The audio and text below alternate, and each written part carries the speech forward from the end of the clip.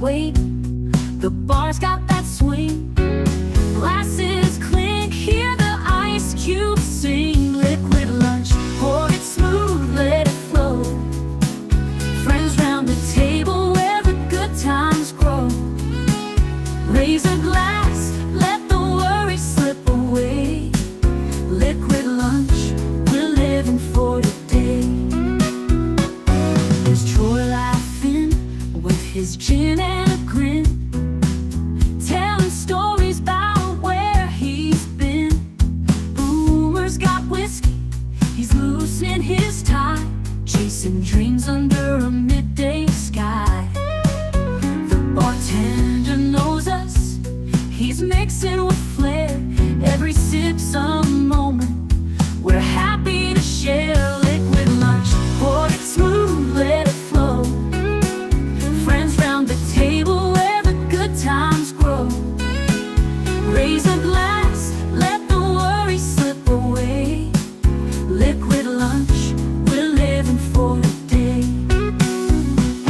The clock don't matter, we're lost in the vibe. Jazz in the air, feel the soul come alive. From martinis to bourbon, we're riding the wave. Stealing this hour, it's the freedom we crave.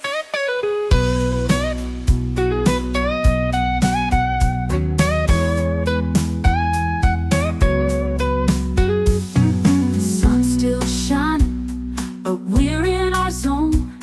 This bar's our shelter, our temporary home.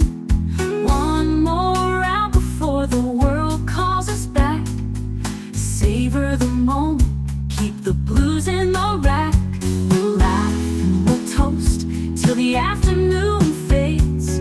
Memories made in these liquid escapades. Liquid lunch, pour it smooth, let it flow. Friends round the table where the good times grow. Raise a glass, let the worry slip away.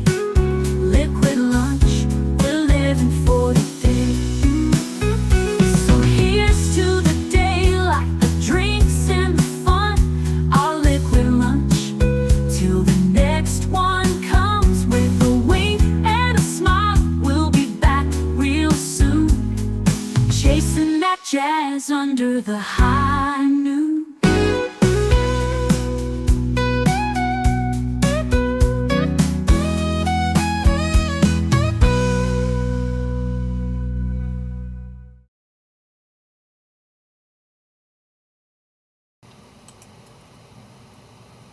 Salut and welcome. I hope you are having a wonderful Independence Day. Of course, you might not be celebrating Independence Day if you're outside the United States, but it's a pretty big day for us. It's kind of like, the birthday for our country.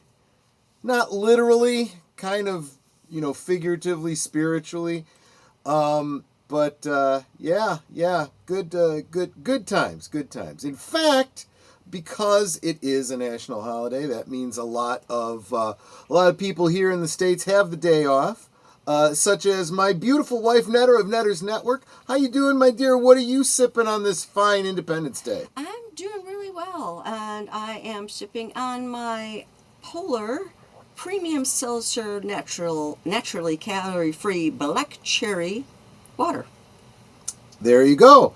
I am sipping on. I am not going to play the Kraken snippet today because I want to focus. I want to focus on what the day is about. Not the pirates. Not a Disney property. But and I would sing that song about what was it? Molasses to rum to.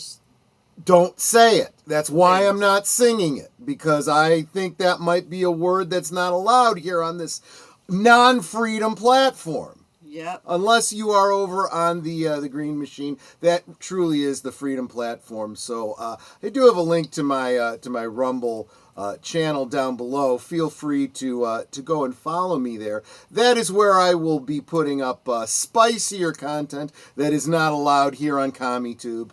And if you actually do want to hear that song that Troy was referring to, I was getting to that. Yes, we will be watching 1776. So I don't normally do this. I try to find a channel that's live in the afternoon that I can forward you to at the end of my stream. Instead, what I am doing is I am forwarding you to Big Al Presents Films with Friends.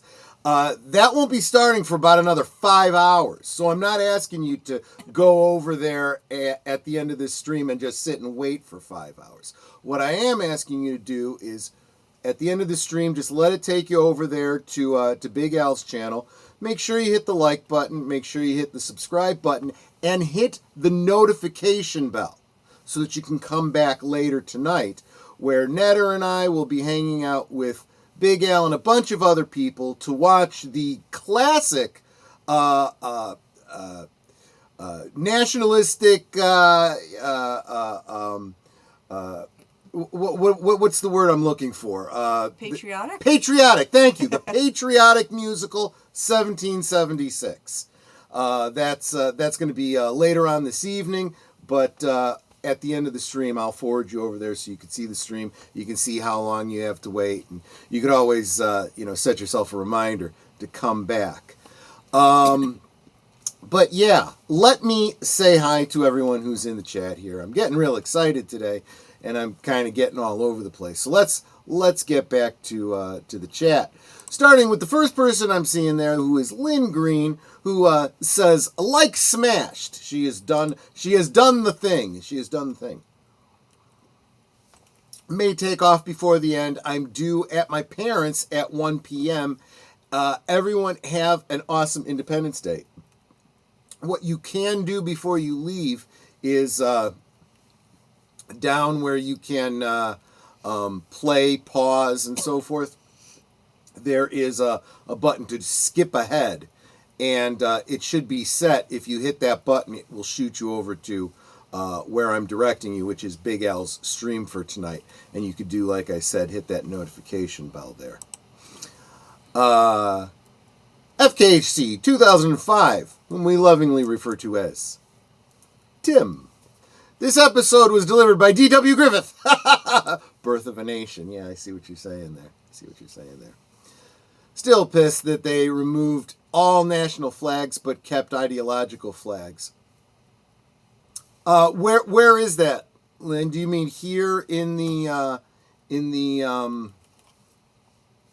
icons, in the emojis? Is that what you're referring to? What was removed? The flag? Oh. National flags have been removed, but they kept all the ideological flags. Let's see, I didn't search for that one. Flag. McNair, fetch me a rum. Have a great show, my friends. Wishing everyone a very happy and safe Independence Day. Yeah, safe. If you're going to be shooting off firecrackers, remember those were introduced to the world by China. Just saying. She's absolutely right. The only thing in here that's American is a football. It's not a flag. I asked for American flag. Mm-hmm. You're not allowed to be patriotic on this channel, apparently. It's our George is better than your George Day. Yes, that's right. They had King George, who instituted a bunch of taxes on us because he wanted to fund his foreign wars. Sound familiar? And we installed as head of our military a General George Washington, who eventually became President George Washington. Let's see. Jesse Guajardo says, hey guys, good to see you, my friend. Who else? Connie Cleary says, hail chat. Hail, Connie. Suzanne says hello. Hello, Suzanne. Good to see you. Good to see you. Aged Boomer, who I will be hanging out with. I don't know if he's going to be there for the 1776 stream, but he will definitely be with me on my channel when we finish out our talk about the films of 1985 tonight on Last Call with Troy Pacelli. which is at 9 Central, 10 Eastern. Netter and I might have to drop out of 1776 a little early to get over there on time. Let's see. Mark Melnikoff, Klapla, here I are. Blood wine, and make sure it's warm. Absolutely. Absolutely. Yes. Jesse Guajardo, 4th of July. Yes. In fact, Jesse Guajardo's setting off firecrackers. There you go. There you go. Suzanne dropping the membership emojis. I super appreciate that. Super appreciate that. It's our country's 250th. In 2026, railroads are starting to paint red, white, and blue locomotives in celebration, just like they did in 1776. Exciting times for the rail fan. That is interesting. A very, very American kind of hobby, being interested in trains and whatnot. Hi, Troy. At my mom's for a cookout. Just stopped in to say hi. Well, welcome, Robert's Infinite Realm. Say hi to Mom and all the family for us. Troy and Netter, I have a question. Can I post a link of Red Skelton's Pledge of Allegiance? Please do. You are a Blue Wrench. You should be able to. As long as you're a Blue Wrench, you can put in links. If you are not a Blue Wrench, you have to kind of separate the HTTP part and the www part. Right. So that the system doesn't know it's a link. And I had to set it that way because if a rando comes in here and starts dropping, Well, no, it's like if you are not a Blue Wrench, you cannot. I understand that. I specifically have links. Oh, you might not be able. Give it a try, Connie. Let's see if you can. If not, I'll change my settings for you. Otherwise, people could always do like a copy and paste sort of deal. Happy 4th of July, everybody. Started the grill. About to put the patties, drumsticks, interesting drumsticks, steaks and franks on the grill in a bit. Ice cold Coors Light time in Texas. Texas is a big state. Whereabouts are you in Texas? I hear that you are having a serious problem in southern Texas with an invasive species. I mean flies. We were just, Mark Malnikoff was sharing an article about how you guys are managing an infestation of flesh-eating maggots there. But it sounds like you guys actually have it well under control. But I was just wondering if you knew anything about that and how close you are to that southern border. Geek Flag with Nate Knows drops a $2 super chat. Thank you so much, Nate. To say happy 4th of July. Happy 4th of July to you as well, Nate. Always good to see you. Okay, so yeah, Age of Boomer's not going to be joining today because he is at a family engagement. Yeah, I'm not surprised. A lot of people are doing that today. And good on all of you. Get your time with your family. I used to have fun playing with fire, and don't I worry. I have all my fingers. It's just we don't get a whole lot of rain this time of year. It's funny you say that because we were actually getting a lot of spotty rain today. If I was concerned about fireworks, I would be concerned that we wouldn't get to see them today. But I'll tell you what, ever since I was a kid, fireworks, as nice as they are, I kind of don't like being out at twilight in the summertime. The mosquitoes just make it not worth it. Just not worth it. But let's talk a little bit about where we come from, why we're celebrating this day. Man, 250 years this country has been chugging along. Wait. What's this? How did you guys like your Captain America avatars? I like that very much. We gotta find a way to tell your AI to lighten up Netter's hair, because that picture you're working from her hair does look a little darker, a little bit redder. Let's face it, she's very much more of a blonde. Yes, fireworks. I knew what you meant, Jesse. And there's a comment that Lester. just came in. Lester Skank. That's not good. That is not good. Lester Skeptic Tanking Obsessions.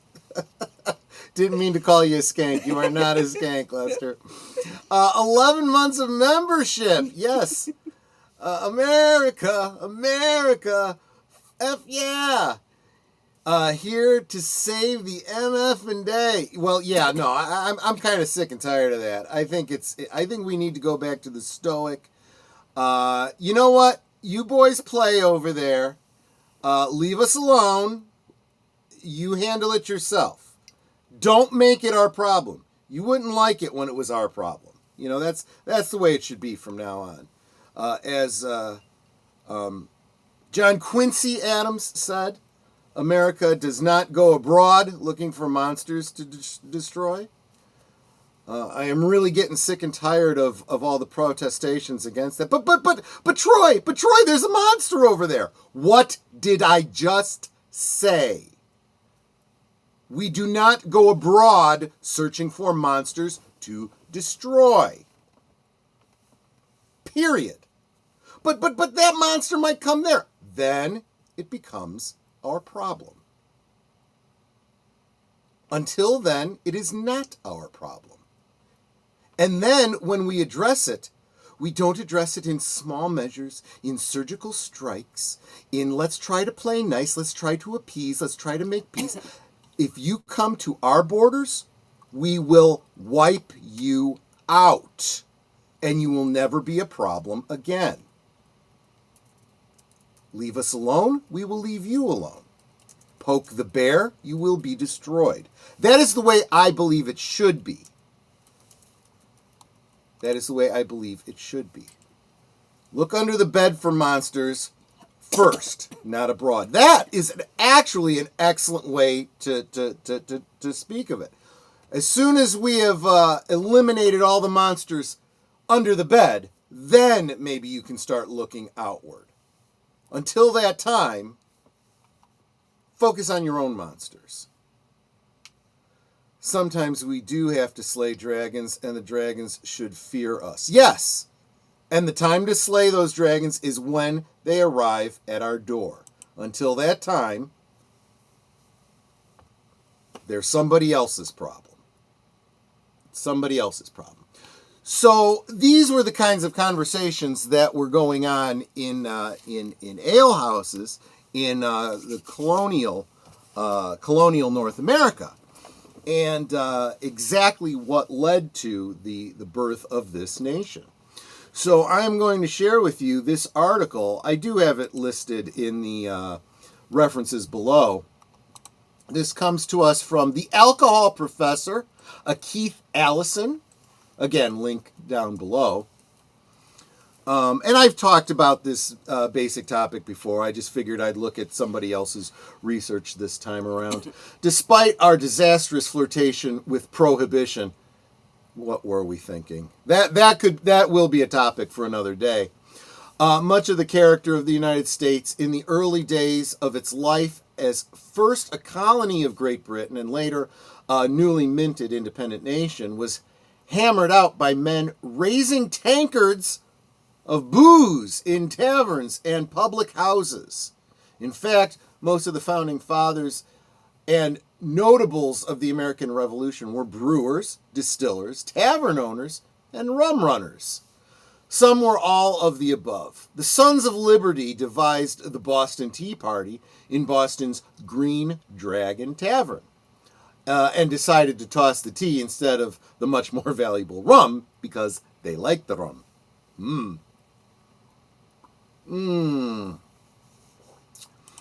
That's a great one too. Never start a fight, but always finish it. Yes, and that is probably the biggest problem that our country has had since World War II, right? Well, we didn't start World War II. We were pulled into World War II. That was the last time, however, we decisively ended a war. We need to get better at not starting a fight, but when we do end up in a fight, finishing it. No more of these half measures, no more of these nation building, no more of this, do things our way. No. Finish it decisively.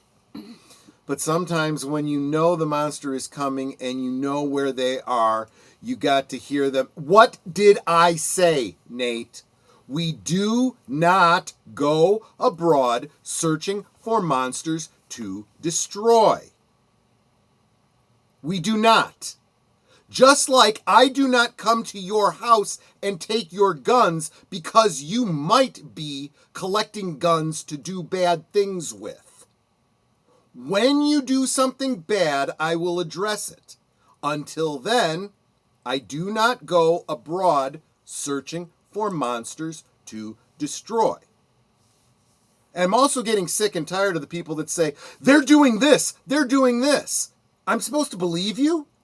I am supposed to engage in a war that is going to kill our children. We're going to send our boys and nowadays girls over to another country to die because you said? I don't believe you. We have too many instances of starting wars because, they have weapons of mass destruction. No, they don't. Well, I thought they did. How many people died because you said you thought they did? We do not go abroad searching for monsters to destroy. Not in Eastern Europe, not in the Middle East, not in Asia, nowhere.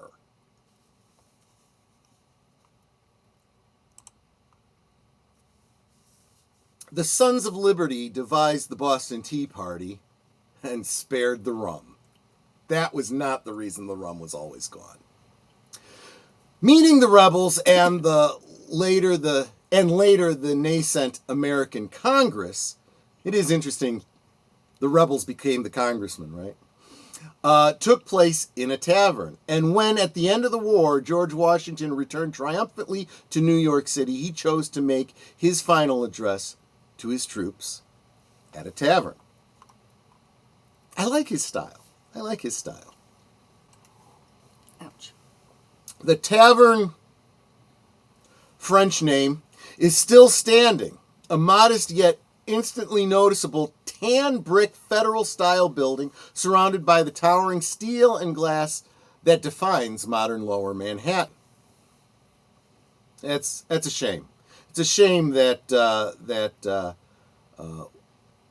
one of the sites of the birth of our nation is now a corrupt, lawless commie-dom. This tavern began its life as a residence traded among some of New York's most powerful families, the kind who still have streets and neighborhoods named after them. The original building was constructed in 1671 by New York Mayor Stephanus Van Cortlandt. You don't pronounce a T at the end, it's Cortland. That's what I said, Cortland. When the mayor retired to an estate further up the Houston River, he gave the property to his son-in-law, Mr. Delancey. He in turn... Anthony. Whatever. He in turn sold the mansion in 1762 to Samuel, the guy it's named after, who immediately converted it to the residence, converted from a residence into a tavern called the Queen's Head. Well, that is a much easier thing to say. The Queen's Head. The Queen's Head.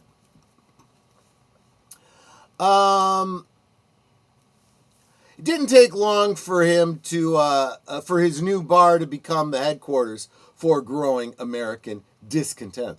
The Sons of Liberty met in tavern. What is that? Met at the tavern, swapping plans over plentiful drinks. There were few teetotalers among them, and the alcohol consumption of the average colonial American would stagger the average modern drinker. I'd like to think I'm above average. New York and the city of Brooklyn were eventually lost to the British and remained British throughout the duration of the American Revolution. When the British surrendered, however, there was no better symbol of American victory than Washington's triumphant return to New York. British troops evacuated New York on November 25th, 1783. Washington arrived on the rural outskirts of New York around what is now the intersection of Bowery and Bayard that same day. He and his retinue paused for pints and planning before their triumphant return to the city, while some 800 troops and camp-following politicians gathered outside a tavern called the Bull's Head. Opened sometime during the 1750s, the Bull's Head Tavern was one of the last stops before entering the hustle and bustle of the city proper. A place to hear tales of travelers, watch the coaches, and envy the more pretentious country gentlemen in castor hat, cherry dairy jackets, and doeskin breeches, as it was described by another Washington, specifically Irving. On December 4th, Washington's procession rode through the streets of New York City amid throngs of cheering, newly free Americans. The trail ended at the tavern once called Queen's Head, now known as, I'll take a chance, France's? France's. I'm going with France's. Where in the establishment long room, Washington bade farewell to the soldiers who had served under him during the hardship of the war. With a heart full of love and gratitude, I now take leave of you. I must devoutly wish that your latter days may be as prosperous and happy as our former ones have been glorious and honorable. Remember that there was no standing army of the day. After a war was ended, you went home. George didn't travel very far from France's tavern after that.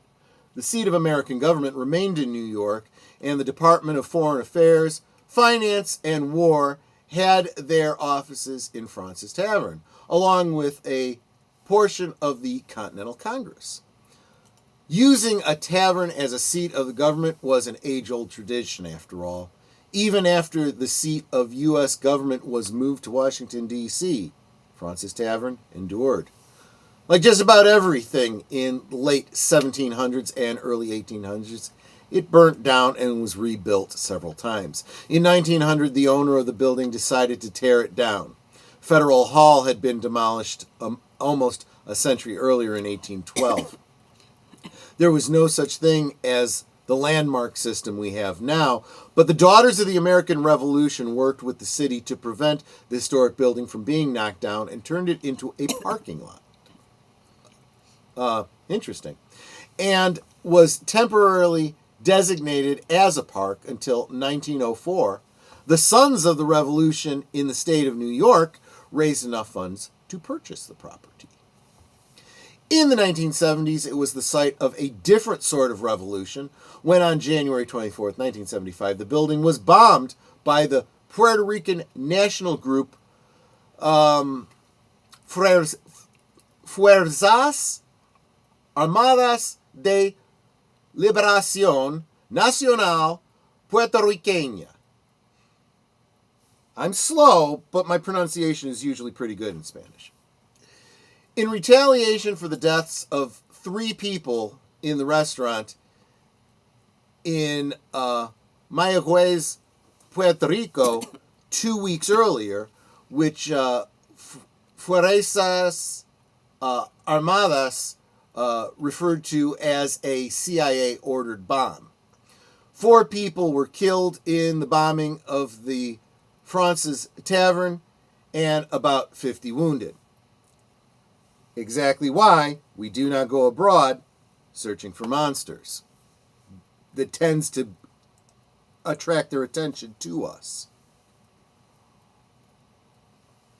Although the constant rebuilding and remodeling left little in the way of the original material, France's, as it stands today, is a faithful reconstruction of what it probably looked like, albeit with a few extra floors. When Washington and his troops sat down for their turtle feast in 1783. A museum dedicated to the history of colonial-era New York and the role France's played in the Revolution is housed in the building, as well as a restaurant and, this being a tavern still after all, an excellent tap room serving Porterhouse Brewing Company craft beers, among others, and a comfortable, nicely stocked whiskey bar called the Dingle. If you happen to find yourself in Lower Manhattan, in perhaps from the rough rural farmland above Canal Street, consider the Turtle Feast optional. But do drop by France's Tavern and raise a tankard or two to Washington, to bars and taverns, and to the rabble-rousing hell raiders who flock to them when it's time to plot the overthrow of a government. Cheers to them, absolutely. And you guys know how this goes. We will come back to your comments right after. This time I have confirmed the correct promos for the week. Be right back in 2 and 2. You are watching Liquid Lunch, streaming every weekday at noon Central, 1 p.m. Eastern. Let's sip together. It's Thursday night, and Netters Network talks to the streamers who have everybody talking. It's Thursday Things, Thursdays at 9 Central, 10 Eastern on Netters Network.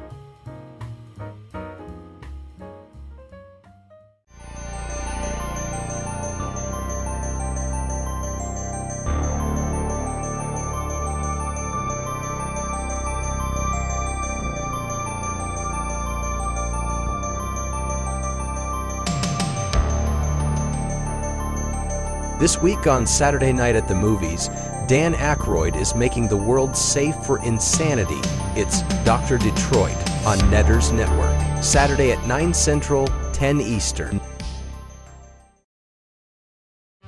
Every Sunday evening, Aged Boomer and Papa Pacelli bring you the rundown of the week's geek news, or at least what they think is interesting.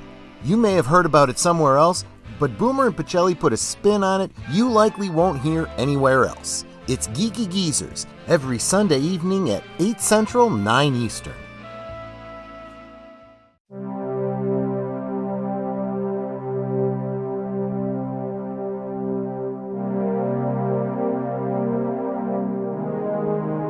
This week on Live from Sparkwood in 21, we will be taking a drive down David Lynch's Lost Highway, searching for where the road leads us, possibly to our own psychogenic fugue. Join us this Tuesday at 7:30 Central, 8:30 Eastern on Deleted Scenes and Affiliates.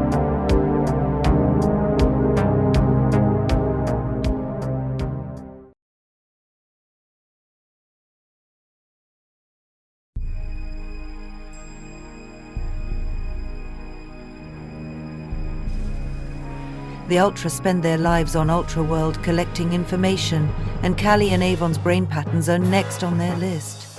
Now the race is on. Tarrant and Dana must reach them before they are absorbed into the core. It's Ultra World, this Tuesday on Last Call Presents Blake 7 at 10 p.m. Central, 11 Eastern. We now return to our liquid lunch. I do like how Boomer put it. King George just wanted his share. Everything. Yes. And that, let's be honest. That's actually exactly what the nobility of the time believed. They believed, this is all mine. I let you use it, and I can take as much as I want whenever I want. And we were just far enough away to say, you know what? Maybe not. Maybe not. We're done. We are done. Jesse Guajardo says, Troy, I hate the stupid World War II joke they made on Family Guy.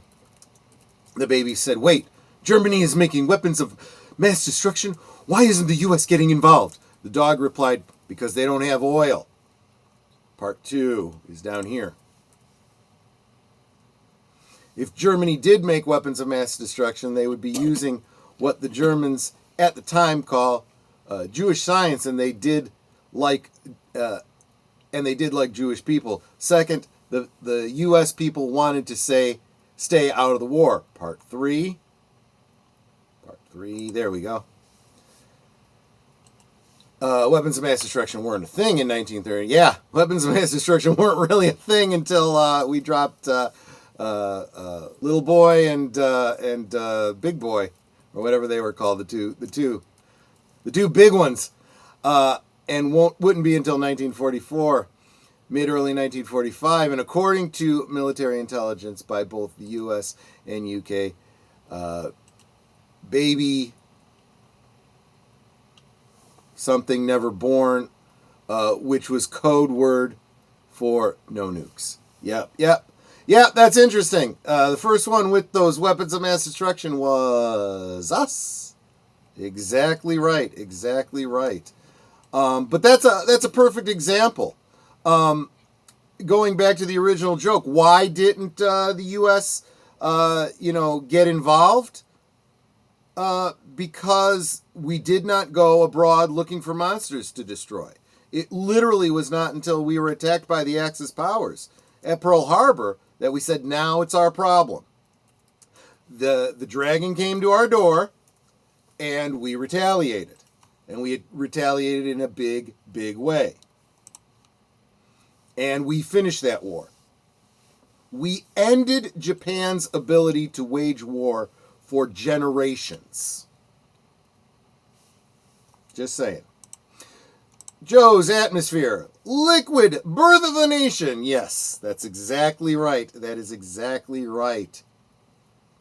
Franz says, yeah, I got it eventually. I got it eventually. Happy 4th to you as well, Charlotte Nightstar, the werewolf. Welcome, welcome. So glad you're here. Hope you're having a wonderful Independence Day. Yeah, today we remove names, tear down statues, and try to erase history. That is why we must continue to fight diligently. The war doesn't end with the Revolutionary War. It doesn't end in 1776, right? It doesn't end in 1812. It doesn't end in 1942, right? It continues. We continue to fight for our freedom. When you stop fighting, it begins eroding. And we've spent too long looking abroad for weapons of mass destruction and not enough time looking at our own government and saying, hey, wait a minute. Hey, wait a minute. You know?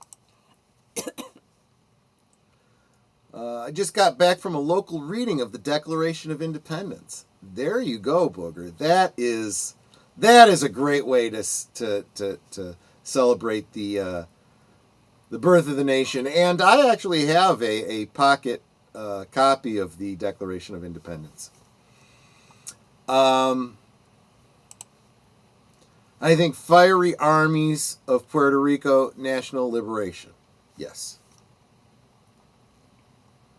Gotta go to a family lunch. Hail all. Happy birthday, USA. Yes.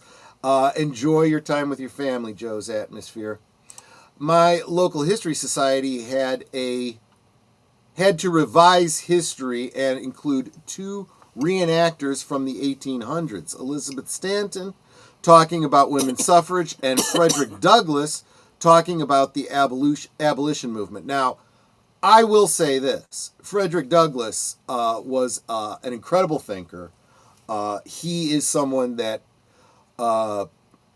didn't get enough time, I think, in my high school history lesson. Definitely someone to talk about. And a very appropriate way to look at the history of slavery in the United States, because it is a very important chapter.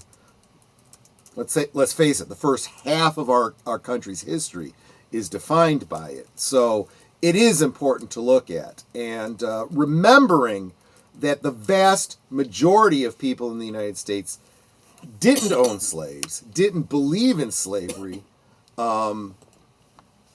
Just saying. Don't want to get off on a tangent, but it also establishes the very unfortunate element of a representative republic. We've just gone through it with the big beautiful bill, right?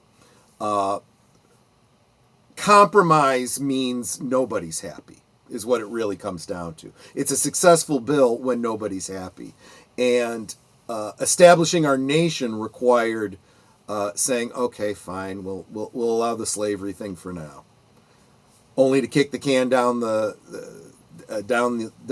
lane and have to deal with it in a much more brutal way.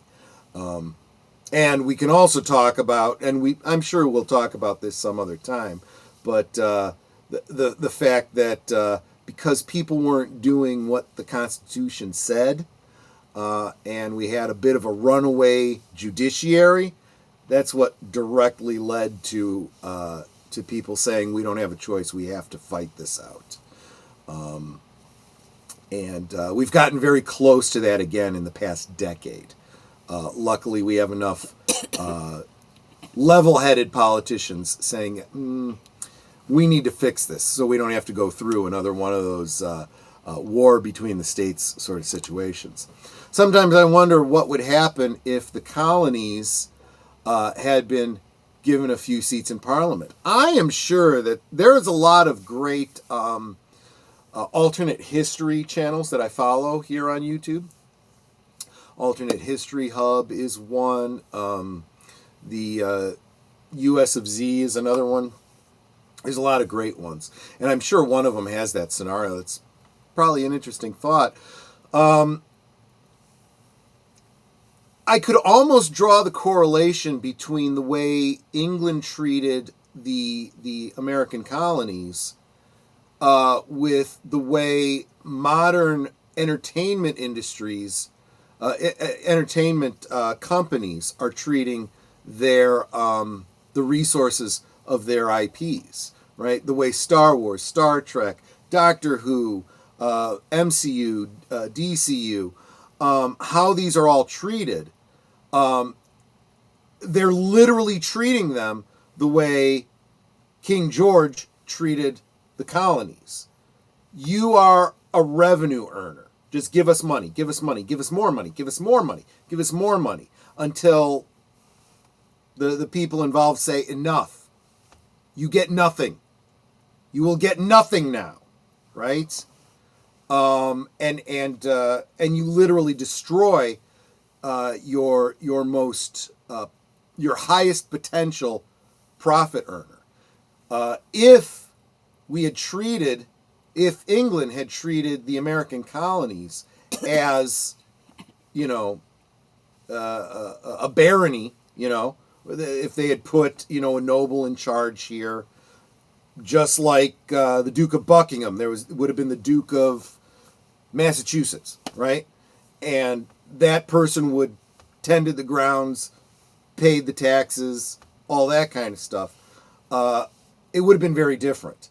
It would have been very different. There would have been representation in England, and there wouldn't have been that much strife, because that's the way the majority of Americans wanted to look at themselves. They wanted to see themselves as subjects to England, just living here rather than over there. And you can imagine that maybe the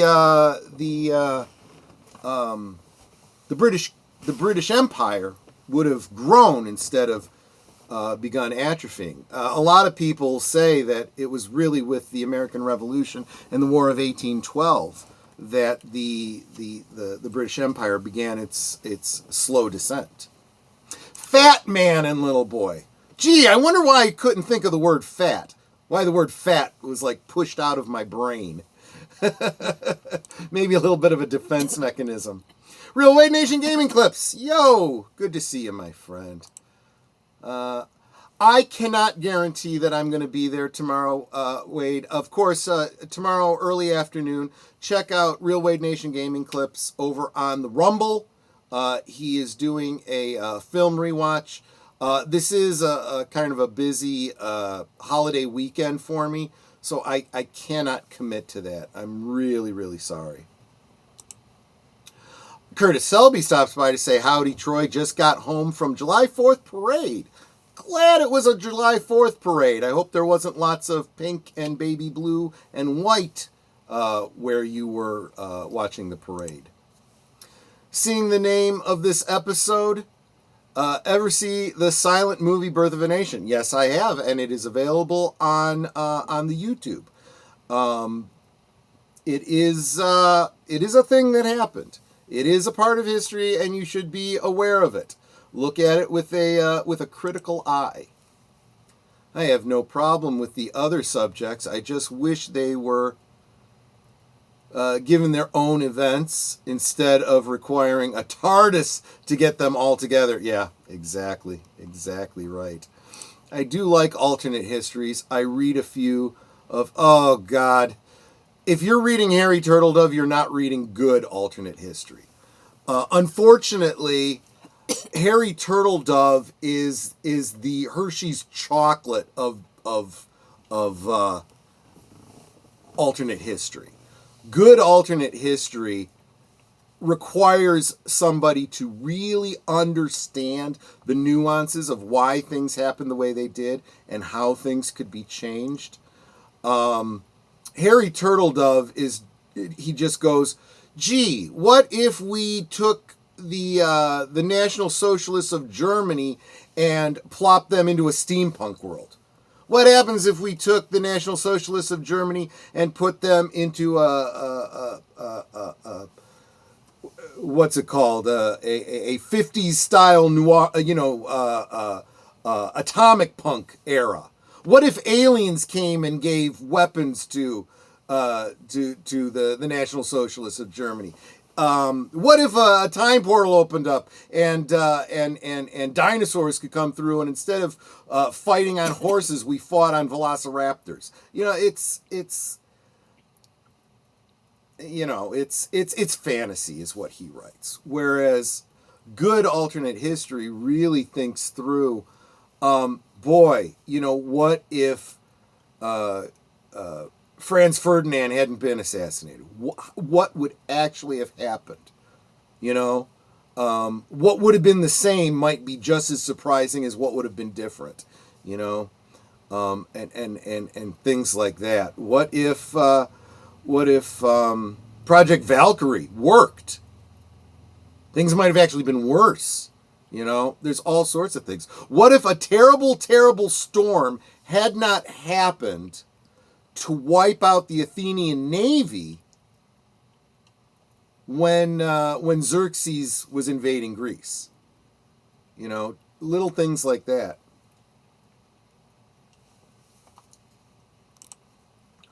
We were 13 duchies minus a duke. Yeah, and see, that is the problem. That is exactly why the whole kind of thing fell apart. The king didn't care about a dukedom. He cared about the taxation of a dukedom. He wanted the blessings without the responsibility, and that's exactly what led to the problem. There was no noble here in the States, protecting the colony, maintaining order, all that kind of stuff. We all had to do it ourselves. And when we all had to do it ourselves, we all said, well, what the hell do we need you for? Therein lies the problem.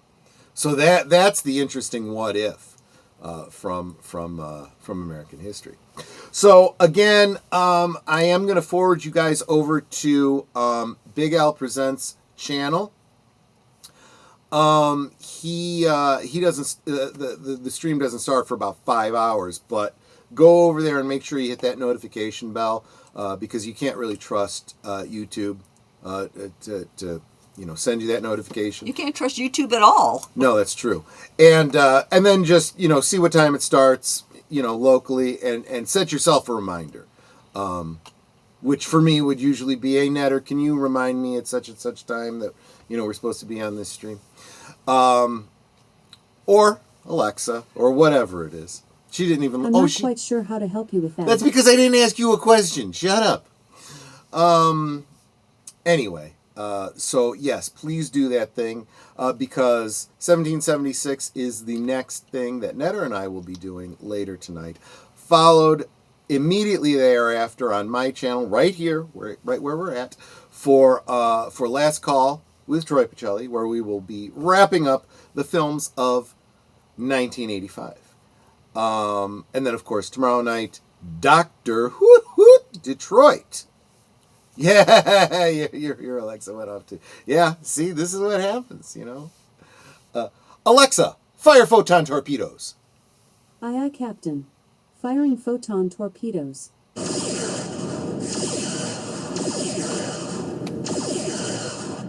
There you go. There you go. And that is the show for this afternoon. I encourage you to imbibe responsibly, but by all means, imbibe whatever it is that you enjoy drinking. Take care, my friends, and I hope to see you on the next one. Bye-bye. Goodbye. Hope to see you again real soon.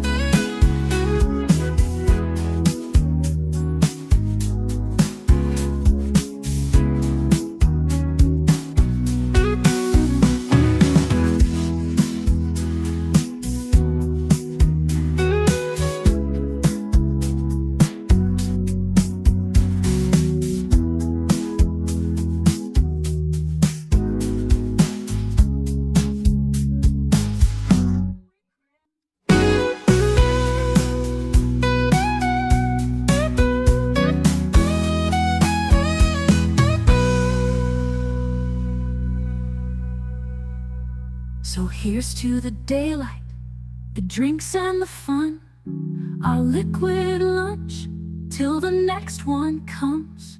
With a wink and a smile, we'll be back real soon, chasing that jazz under the high noon.